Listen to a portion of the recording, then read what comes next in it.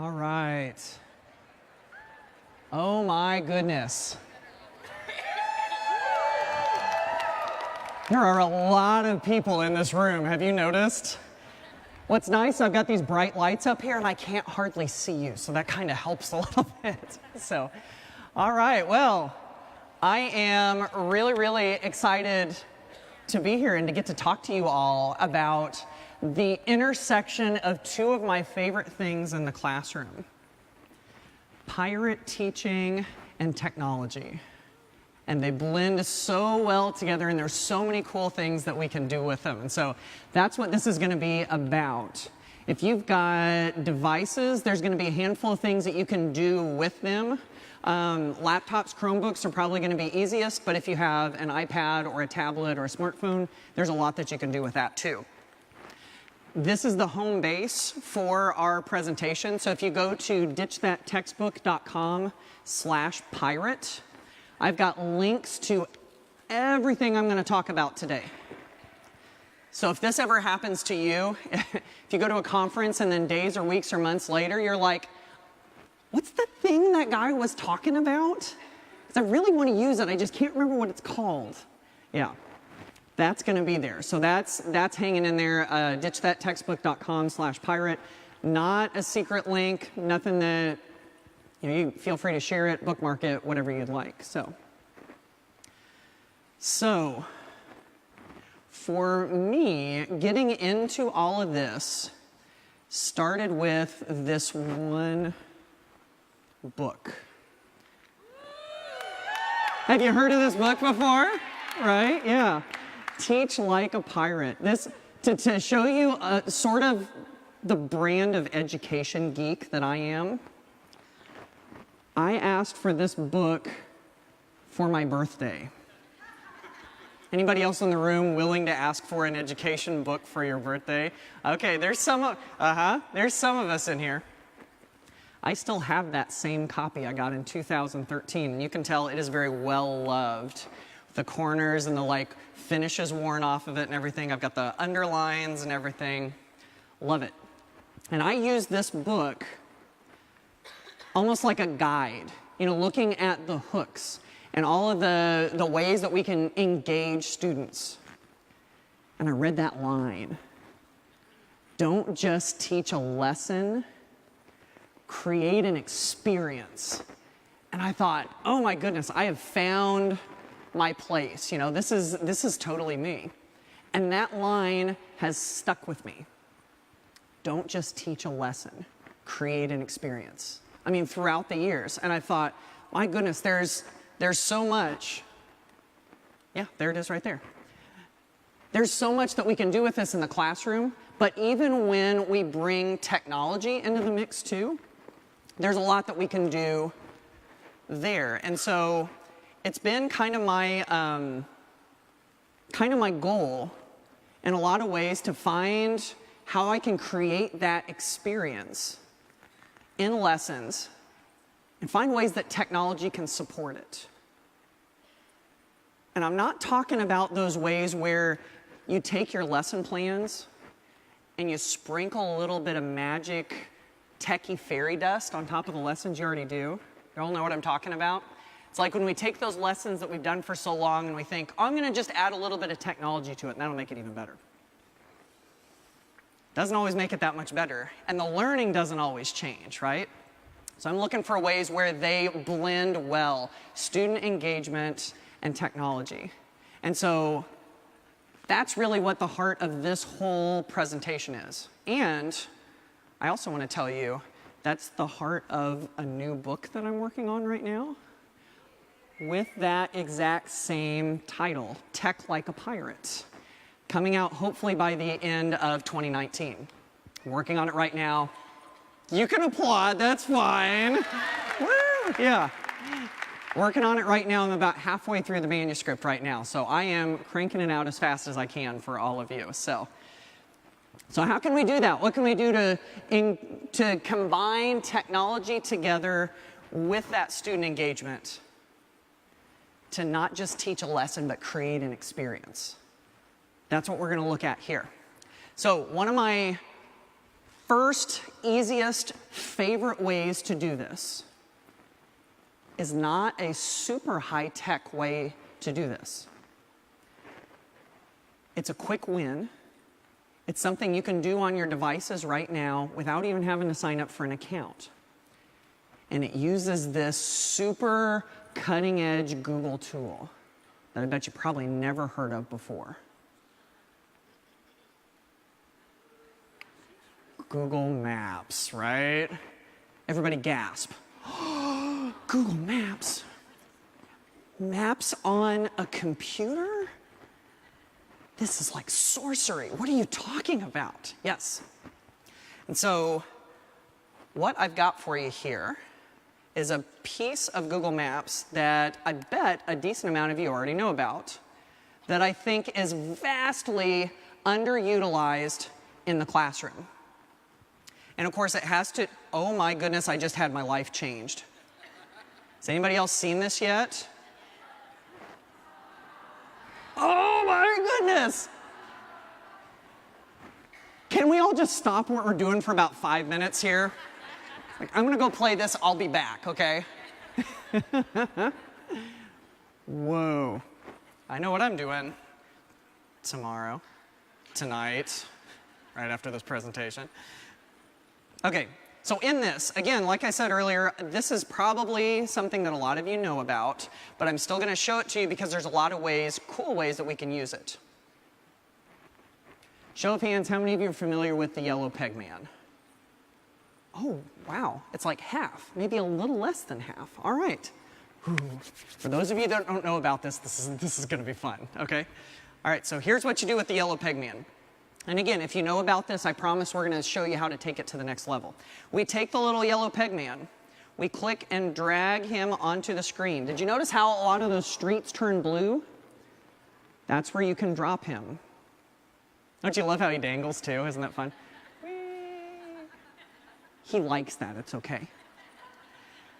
So we're gonna take him right over here near the convention center. We're gonna drop him. Watch what happens. Right? That's not the convention center, that's my hotel. Whoops, let's go someplace else. My computer clearly doesn't think that we're here. Let's just drop him right about here and see what happens. Right? Some of you are like, we're going to the La Quinta Brewing Company. Thank you, Matt.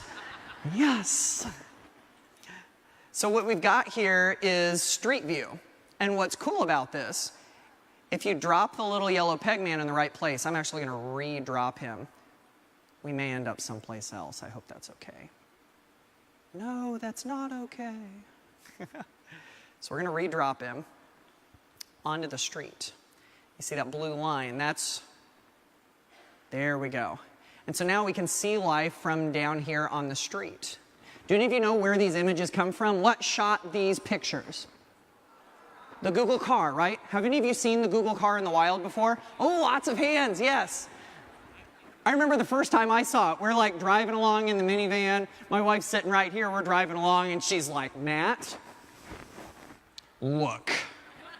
Here it comes, the other lane, and it was like, oh, it was like the clouds opened up and it, you know, angels singing. And what's cool about it is that you have this car, well, not you have, but Google has this car with this panoramic camera on top of it. And they drive it around, and it automatically shoots these panoramic pictures. Drives a little more, shoots a panoramic picture. Drives a little more, shoots a panoramic picture. All of those pictures are GPS tagged, so they end up on the map. Wherever you drop the little yellow guy, it calls up the closest image. When I said the Google car drives around shooting these images, how many of you were thinking, that would be such a cool job? 3 of you.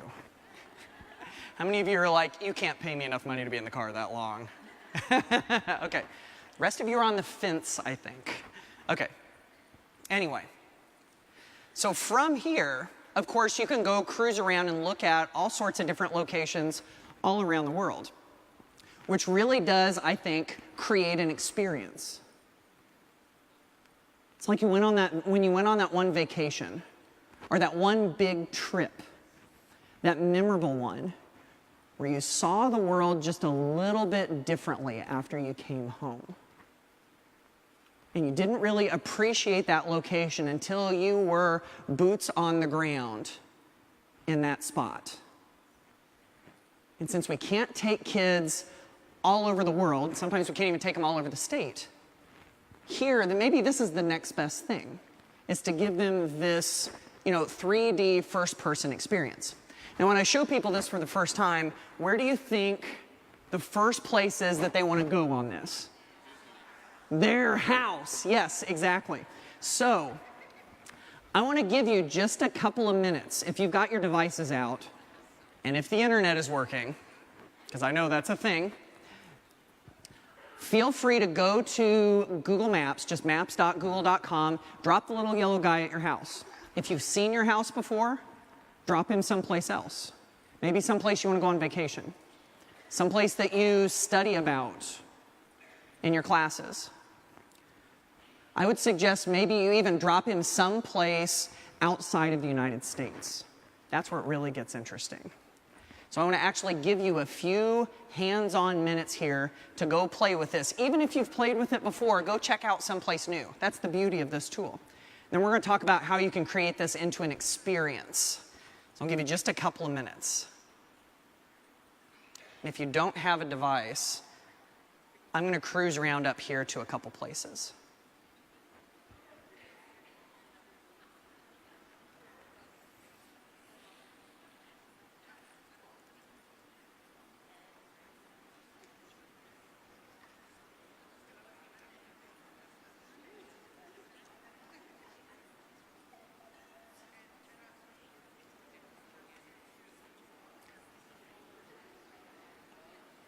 This is in Mexico at Chichen Itza, but I don't know where to drop him.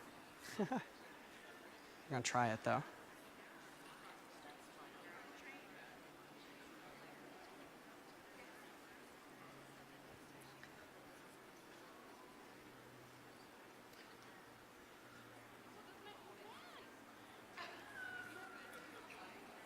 I'm going to go to Times Square up here next.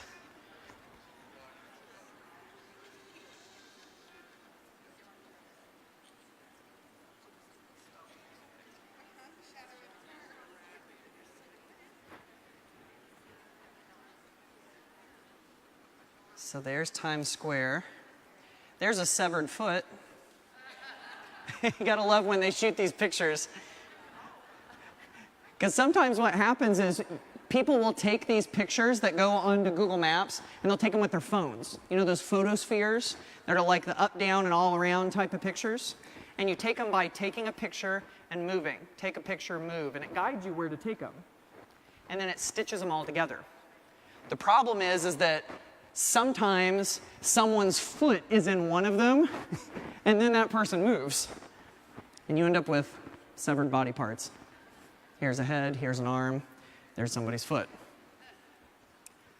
Okay, so feel free to keep cruising around on that on your own device.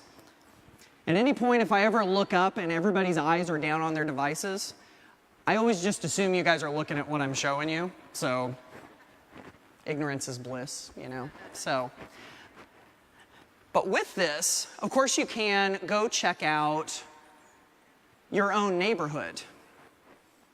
But how much fun is that for how long? Not for very long, right? The power of this, of course, is when you take students places that you can't go on the bus. Like, for instance, the Eiffel Tower. Let's come over here. Drop our little guy. There it is. Isn't that amazing? And so think about this for a second. This can create an experience by helping kids see what it actually looks like on the street, right? It's not bad to put it up on the screen like this and to show them. But it gets even better when they can put it on their own device. Because now what do they get to do? They get to go explore, right? Imagine your students have their devices right in front of them. You have them go to Google Maps, drop themselves down next to the Eiffel Tower, and you say, okay, go cruise around Paris for about 10 minutes. I mean, just the simple fact that we can say that is so cool. And so what do? Some of them take off downtown and they're looking at like the buildings. They're like, whoa, we don't have buildings like this. They're studying European architecture. They take off down a different road and they're going, whoa, those double-decker buses, that's like wild. And what's up with all these scooters? They're noticing cultural differences. Then they take off down a different road and they're seeing all the different plant life and they're going, well, that's kind of cool. And they might even look at the date right up here and go, June. How similar is that to June here in the United States? So then you have them close up all of their devices and you get together and you talk. All right, let's talk about, what did you see? Is there something that's similar to the United States, different from the United States? What surprised you? And what's cool is that whenever kids see different things on these images, because they're all going different places, aren't they? They've all seen different things, so they all have different answers to that question. You put it up here on the screen for everybody to see. The conversation is very one-dimensional. But as soon as you let them go explore, now all of a sudden there's different insights from all the different places that they went on the map.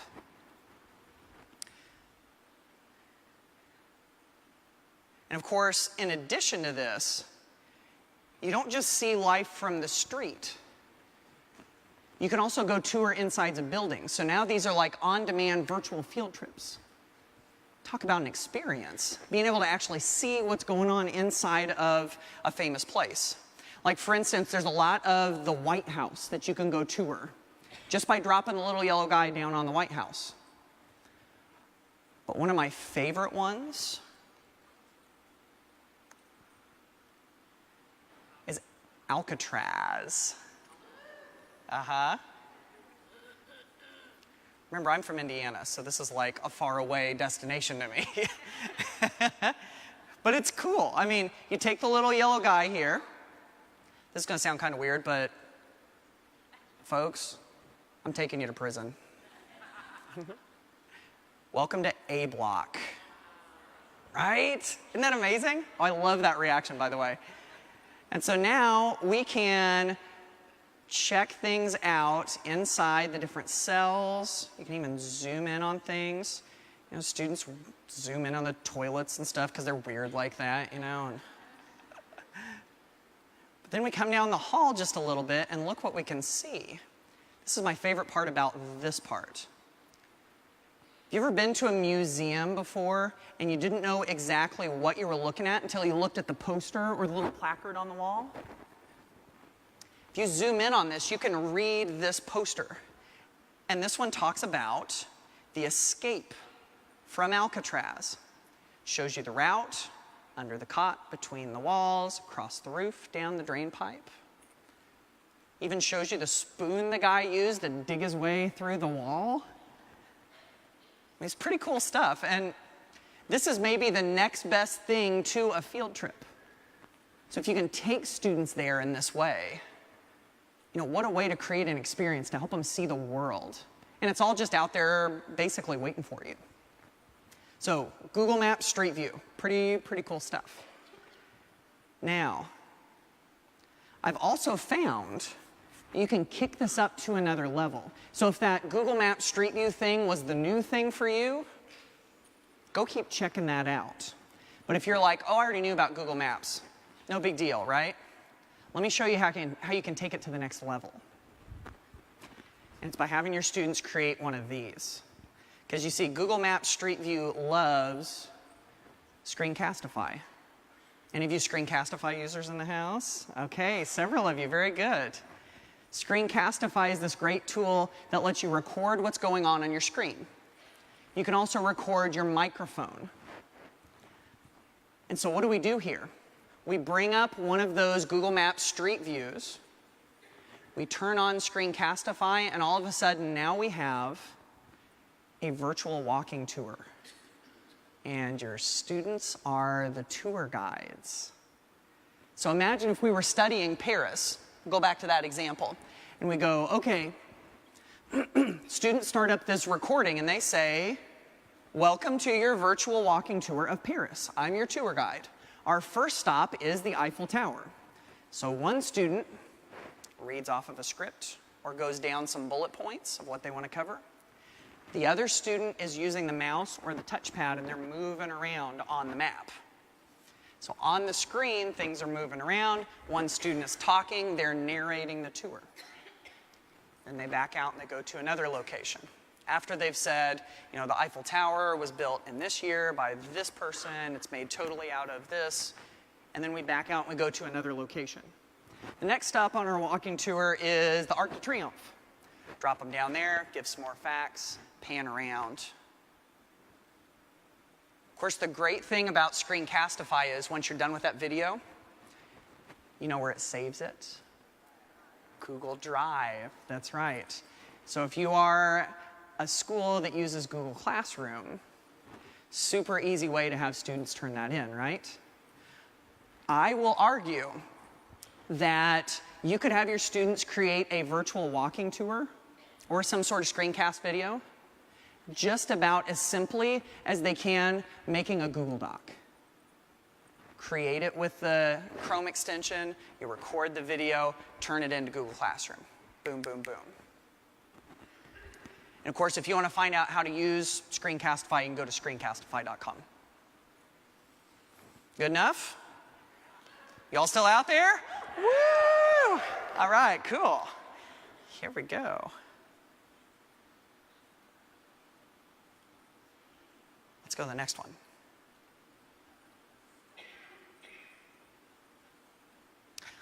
Yes. Here's another way I think we can create an experience, is to look at some of the things that our students are keenly interested in. So you think about some of those apps, or some of those video games, or some of those app video games that they love so much. And sometimes we look at those and we think, oh man, it would be so cool if we could use that in the classroom. How could I use that app in the classroom? For me, years ago, it was Vine. Any of you remember Vine? It was like the little short looping videos. My students were enamored with Vine. And my first thought was, how cool would it be to do Vines for like vocabulary words? And I started going through the logical thought process. Okay, Vine is an app. You create the videos through the app. The app has permissions and the app has restrictions. But with the app, you have to be a certain number of years old. And how are the students going to turn that in the first place? And it's like, all of a sudden I've gone down this rabbit hole and I don't want to use the app anymore to create this activity. So then eventually it dawned on me. You don't need the app to create the experience. This is the big idea that comes with a lot of these activities we're going to look at next, is think about whatever it is that your students are excited about. And think, what are the unique parts of that? The user interface, like what does the screen look like? The activities and things that they do within it? Can we recreate that experience with tools that they actually do have access to? Then, all of a sudden, we can use the app. Because we're not really using the app, we're using the experience of the app. And we're pulling it into tools that they're already comfortable with and they're already used to, that are safe for them to use. Example. This is the one that I am totally in love with right now. Instagram stories. So think about Instagram stories. Do any of you watch and look at Instagram stories on Instagram? Show of hands. Some of you, okay. See, for the last several weeks, I've been asking the wrong question. I keep asking, how many of you do Instagram stories? Like, how many of you create it? Like, 2 hands. Some of you do, okay. It's like, we may not create them, but we totally watch them, right? So, Instagram stories, the general idea is, it's kind of like a timeline of your day. images, and short video clips. And so an Instagram story might start with a picture of you drinking your coffee. And then it might have a video of you walking your dog. And then it might have a picture of you at an awesome conference. And so you get all of the, right? You get all of these little clips back to back to back to back. And if somebody watches your Instagram story, they just click play and it just autoplays, autoplays, autoplays all the way through. I remember looking at that and I'm thinking, what a cool way that would be to demonstrate understanding for kids to show what they know. What if they made an Instagram story to demonstrate their learning? And then, of course, I started going down the whole, yeah, but Instagram, it's an app, and it's got these restrictions, and kids are not old enough to do it, and how in the world am I going to grade this in the first place anyway? Went through and down that same rabbit hole until Instagram stories on Google Slides. What if you recreate what if you recreate the interface of Instagram stories and fill it full of your students' pictures and your students' videos? So take something like that. Okay, this is a horrible example of pictures and videos for this, because I clearly do not look the part, but what if the essential question of this was, show what Juliet's Instagram story would look like during Act 2 of Romeo and Juliet? What a cool essential question is that, right? Clearly not Juliet. Clearly. But you start picking apart the important parts of that act and you drop in a picture. You drop in a video. This is a woe is me thing. I don't know. I'm just coming up with stuff, you know. But with this, you can record, again, let's go back to Screencastify again. One of the reasons I promote it so much is because it's got such great free tools. And in this case, whenever you use Screencastify, you can record not just your screen or your browser tab, you can record with your webcam, like shooting right out of your webcam right here. Record that little short video clip, stick it into a slide, and make sure that you click Format Options and you change it to Autoplay when presenting. Because what does Instagram Stories do? Videos autoplay, right? Another trick you can use is to go to File, Publish to the Web. And if you hit this Publish button, you want to create a link where it advances maybe every 3 seconds or every 5 seconds or something. And if you use this link, it's going to auto-advance your slides. Again, more like that experience. Changing those little details makes it feel more and more like the real experience. So again, talking about a way that we can have students demonstrate what they know, but not just by filling out a worksheet, not just by writing a paragraph. Let's actually make something that they're proud to show other people, you know? Here's another example. Snapchat games. Many of you played Snapchat games before? You know what I'm talking about? Just me. How sad. Okay, all right, okay, there's a few of you. If you used, okay, elephant in the room, gotta ask, how many of you use Snapchat? But you haven't played the games? For real? Oh, you're missing out. This is where you've got the filters, only you go to the left, and there's all of these fun games. And of course, my kids are starting to introduce me to some of these games, and I'm like, again, how could we use this in the classroom? And so now I'm thinking, let's create another Google Slides template. And this one is the Would You Rather game. So we put 2 different statements that fit with your content. You snap a picture of yourself using your webcam, which, by the way, is super easy to do. Insert image from your camera. So you do that. Stick in a picture of yourself either pointing to the one at the top or pointing to the one at the bottom. Text box at the bottom lets you describe why you picked that, which deepens the critical thinking just a little bit. My face win. I sat through a long staff meeting. Can you sympathize with that one? Or a student stays in the bathroom for 1 hour. I'm like, really? Really? So you put the prompt down here and they record a picture, they snap a picture that has to do with how they feel about that statement related to what we're learning. Do any of you have strong feelings about the Oxford comma? Yeah. It's like you either are staunchly for or against it or you have no idea what I'm talking about. It's like one or the other. You drag the circle onto your choice and again, take the part at the bottom. This is me. Use the Oxford comma. Why? Because commas save lives. Let's eat grandma is not the same as let's eat comma grandma.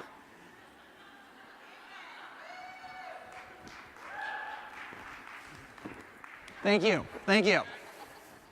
That's my TED Talk for today. I hope you enjoyed it. So again, making these templates that resemble something that kids love. And that's something that you can do too. With me, I didn't make these because I'm a special snowflake who only knows how to do this stuff. With me, I looked for the little green drippy things.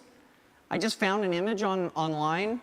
I used the word art to create the would you rather to make it look like the way it does on Snapchat. Purple rectangle, green rectangle. Boom, we're done, you know? One more. This is probably the big one. I'm going there to Fortnite, because you know your students are, you've got some of them that are like totally fixated with Fortnite, right? And if you've played Fortnite, I have found that you drop in at the beginning and you have a choice of all of these parts of the map that you can drop in at, right? Little things. Little things you can do to show kids that you know about their interests, that you care about their interests, and that you want to hook them in to the lesson.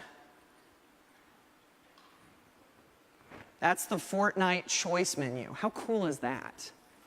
This was created by a guy named Tom Spall, who's a tech integration guy down in Brenham, Texas. And so he grabbed the map from Fortnite, and each one of those little circles is an activity students can do. It's a choice board or a choice menu. You know, we give them these options and then they click on it and then it takes them off to the file that they need to create the activity. Again, just a little hook. P.S. He has a template that you can use in the links at ditchthattextbook.com/pirate. I take you over to his site. You can go grab it. You can go use it yourself. You're welcome. And, sorry, I've been kind of like harping on this all day. Forgive me if you've heard this already.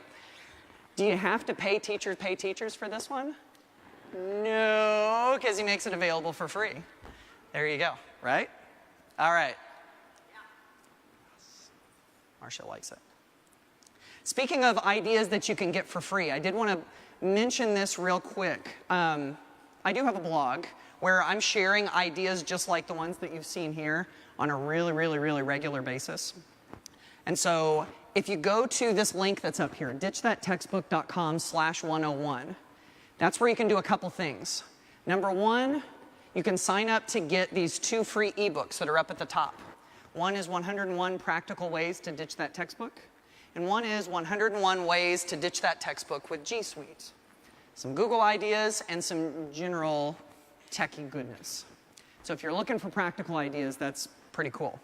But that also signs you up for my weekly email newsletter where I'm sending out more things you can try in your class just like this. So think of that as like your pipeline for new ideas. So if you don't already get those emails, then you can go right there and you can get the free ebooks and get signed up for them. Do any of you get my weekly emails? Oh my goodness, look at that. Somebody other than my mom reads them. Yeah, that's great. And of course, whenever you get this, it will remind you when the Ditch That Textbook Digital Summit comes around again.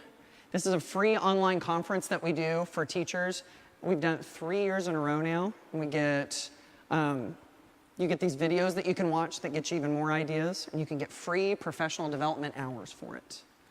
So another reason to be signed up for that. Okay, anyway, shameless plug over. Let's keep moving. And so we were talking about inserting images. And I showed you a quick sneak peek of this. Then, of course, you don't just insert images by uploading pictures from your device. And you don't just insert images by searching the web. There's a variety of ways that you can do it. And one of them is this, by using your webcam. And oh my goodness, the things that you can do when you insert images through your webcam. And one of them is this. You want to create an experience. Sometimes the best way to create an experience is to not use technology at all. I got a real gasp that time. So, I go back into this book, into Teach Like a Pirate, and I think about his first few days that he chronicles.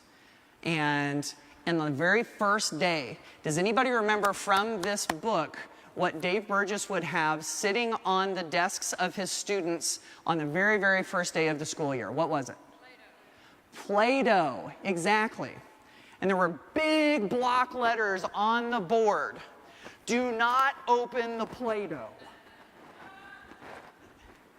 How many classes do you walk into on the very first day of school and the words, do not open the Play-Doh, are on there? And so they start to create things out of Play-Doh that represent them, that represent their summer. And they go totally non-tech. And it's an experience. But what can you do after that? Let's take an activity like that and let's amplify it a little bit with the technology that we've got. Take that Play-Doh creation and take a picture of it with your webcam.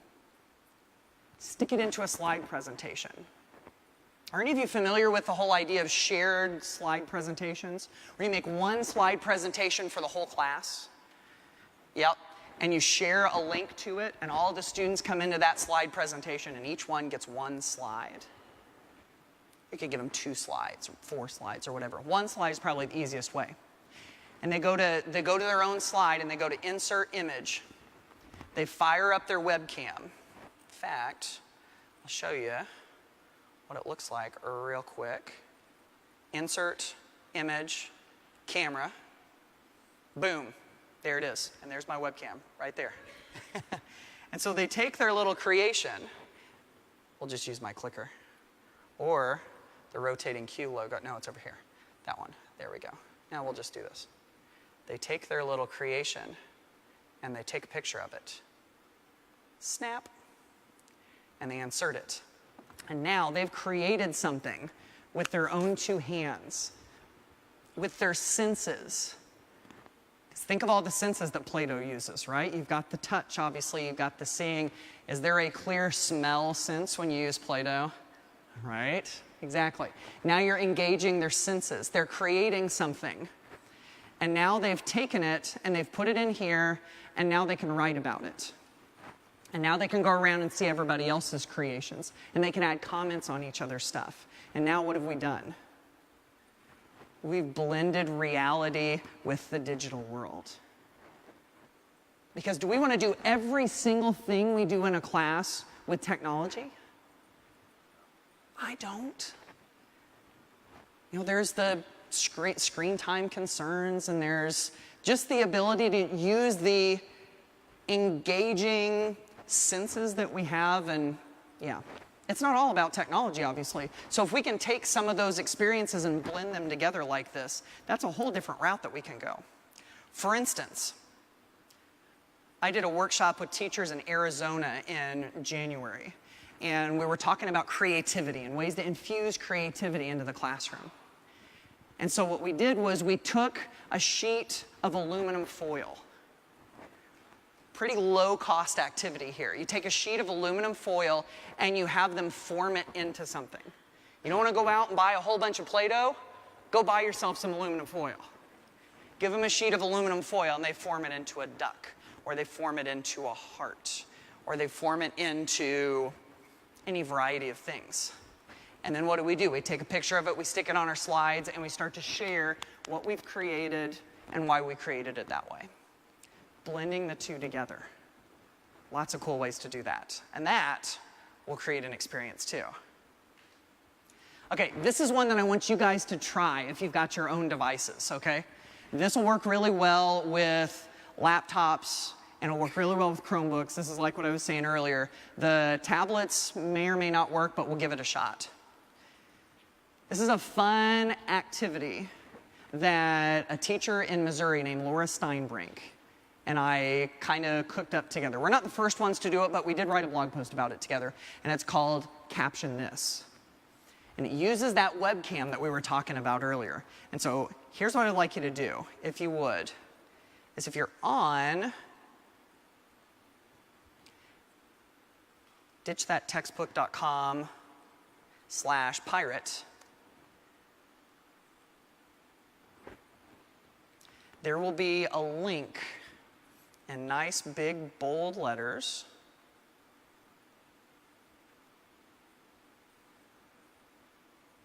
when you really need something to load. What happens?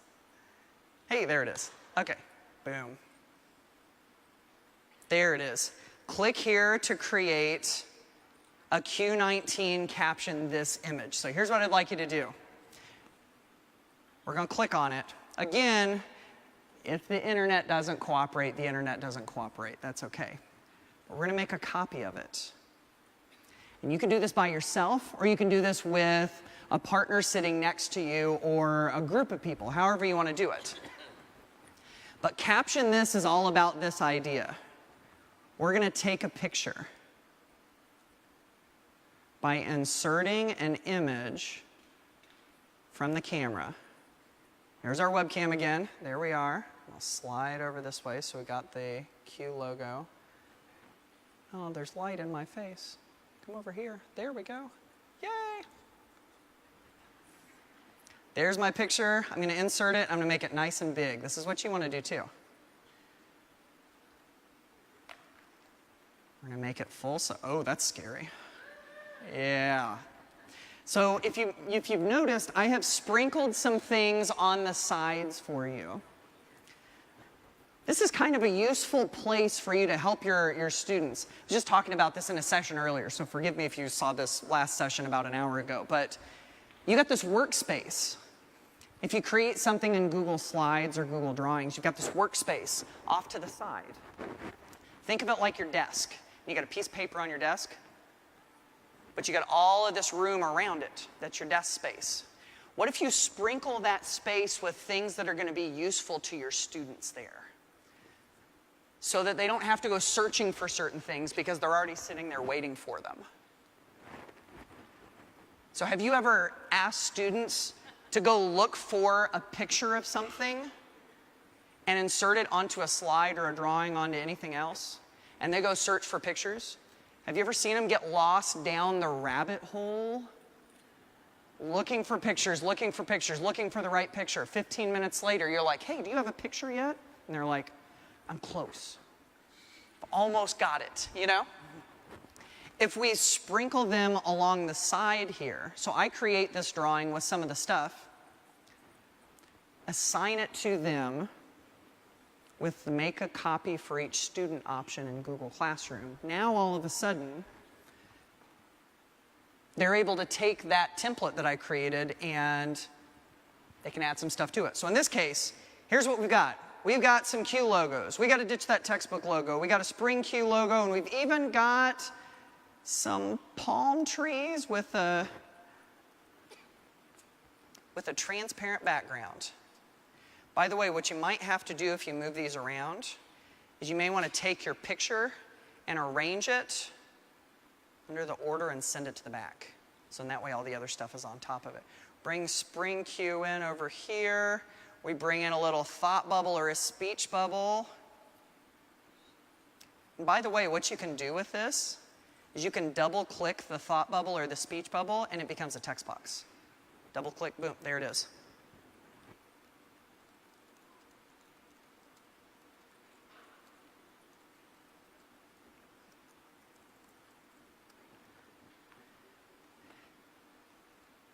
this is the heart of the Caption This activity. So while you're kind of playing with that a little bit, I want to show you the gist of this, of how this works. So the idea behind this activity, what's awesome about this is that it can help you kick learning up to higher levels of critical thinking, and it doesn't take much prep time. It's like low prep. We love our low prep, am I right? Yeah, okay. So here's what we do with this. We take a picture of something that has to do with our content, something that has to do with our class. You know, it might be a historical picture or a photo, might be a current events photo, might be an illustration of a story that we're looking over.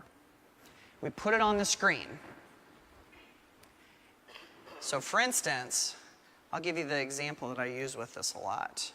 We're going to insert image, search the web, and we're going to find an image of Washington crossing the Delaware. So we pull this image in.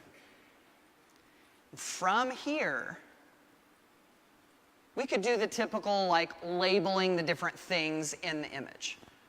That's cool, that totally works. You could even go to the shapes and the arrows, and you could draw an arrow to that guy. Who is that guy? Yeah, okay. Okay, so we could do some of that basic labeling stuff. And that works, that's cool. But let's kick it up to a little bit deeper thinking and a little bit more fun. Now we're going to go to the shapes, and under the callouts, let's click on this thought bubble. So we draw in a thought bubble. Like I was mentioning earlier, you can click on the tail of the thought bubble. Oops. Click on the tail of the thought bubble and move it over. Double click on the thought bubble, it becomes a text box. And now the prompt for the students is, what do you think Washington was thinking as he was crossing the Delaware? So you think about that, and that's not like just silliness. You're going to know your stuff to be able to think for the guy, right? So what was he thinking?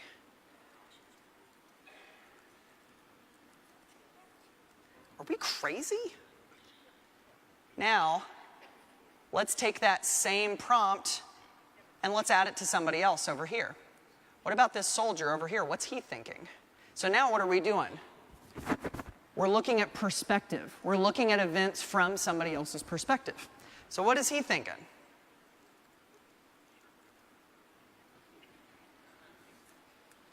Can't feel my toes. So now we've got these captions, so to speak. This is more like speech bubbles. We can even give it a third layer, and this takes it even deeper into the critical thinking. Let's draw a little text box down here, and let's justify our response.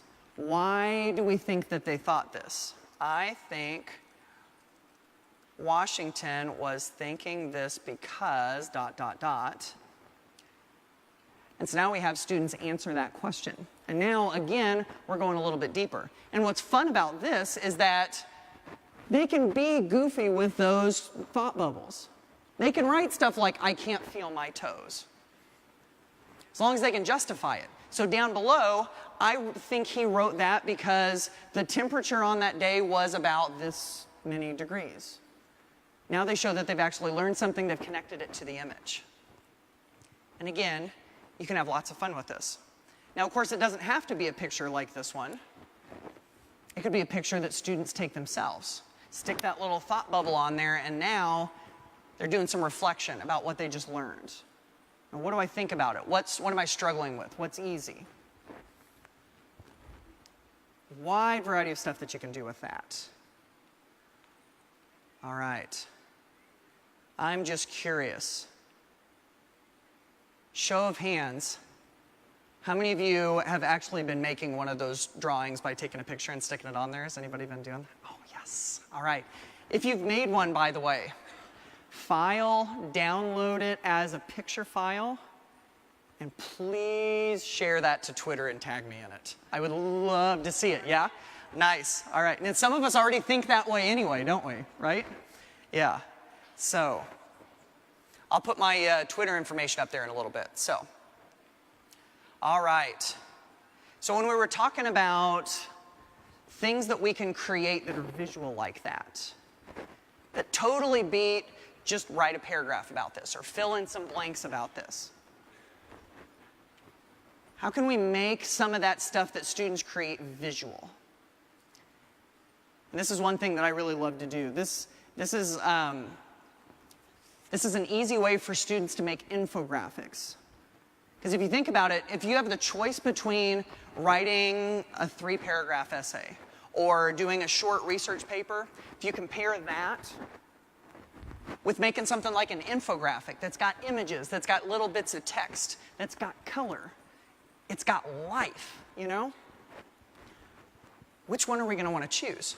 I think maybe just as a change of pace sometimes, maybe we do this instead. And so again, this is one of those templates where we've sprinkled some things in the work area so that students can just drag them over.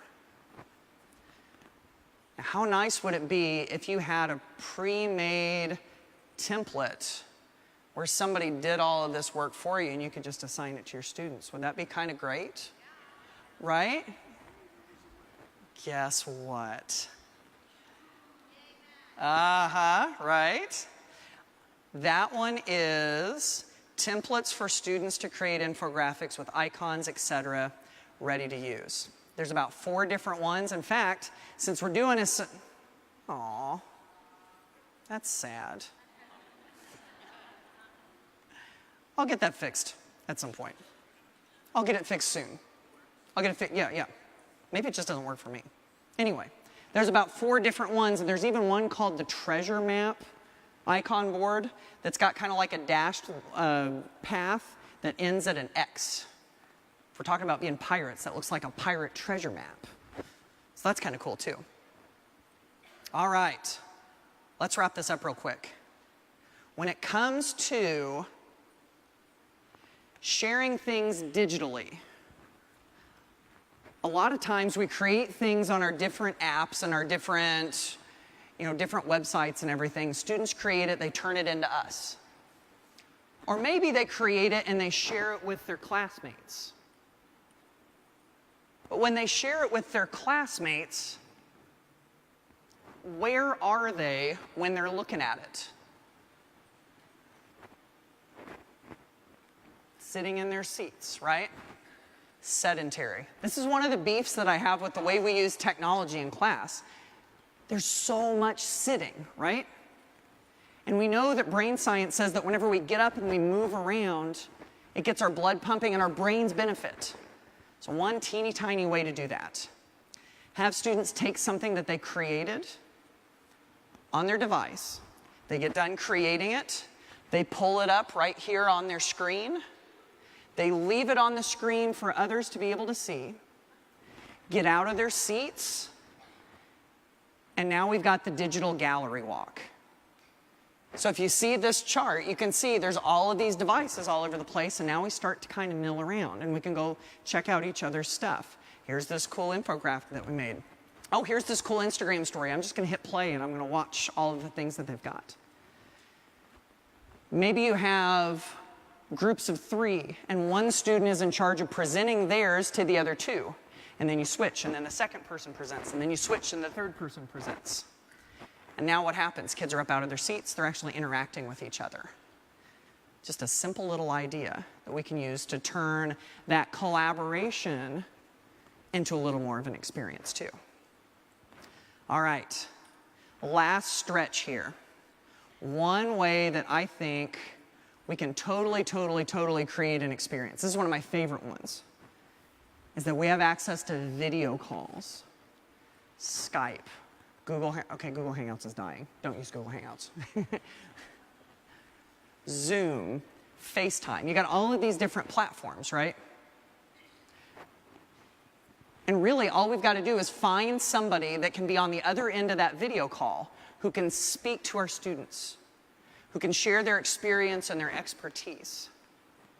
And sometimes the tricky part is just figuring out who in the world you can find. So I want to share with you 3 fast examples of people who have done this with great, great success. This one's Mike Soskull, a 5th grade teacher in Pennsylvania. His students met a class of kids in Nairobi, Kenya. And they were basically just swapping academic stuff. Mike's class had a song that they wanted to practice before they sang it in a recital. And so these kids heard it, they sang Swahili songs back to them. It was pretty cool. Mike's students figured out that these kids lived in the Kibera slum of Nairobi, Kenya. And they did not have easy access to clean drinking water. So Mike's kids begged him to let them help. They started collaborating with other kids, other classes. They raised thousands of dollars to buy water filters. And Mike hops on a plane and he flies to Kenya and delivers them. Students are watching on a Skype call as it happens. Then Mike makes one big mistake. He looks down at the screen. There are his students, and he sees the tears streaming down those kids' faces, because they knew that they had made an enormous difference. They had saved lives that day. He said, we learned a lot of good academic content through that project, but those kids know that they can make a difference. They can make a difference themselves right now. And it wouldn't have happened if they hadn't met kids on a video call and had that tug at their heart. That's a big example. Here's a little bit smaller example. I have a friend named Gina Ruffcorn who teaches also 5th grade, but in a different state, in Iowa. She did these 2 video calls with her kids. One on video call was with Busch Gardens. They had a cheetah. So they brought the camera out here. The cheetah handler brings the camera out here. Here comes the cheetah. The cheetah comes down, it circles around the camera, and it sits down right next to the camera. And you can hear the cheetah purr. You know, they have those like great big lungs. The cheetah purrs. They send like a feather down a zip line, and that cheetah takes off. That cheetah runs, and the kids are like, wow, this is amazing. And the person from Busch Gardens says, this is why we need preserves like this, so people can experience animals. And the kids are like, yeah, we need preserves.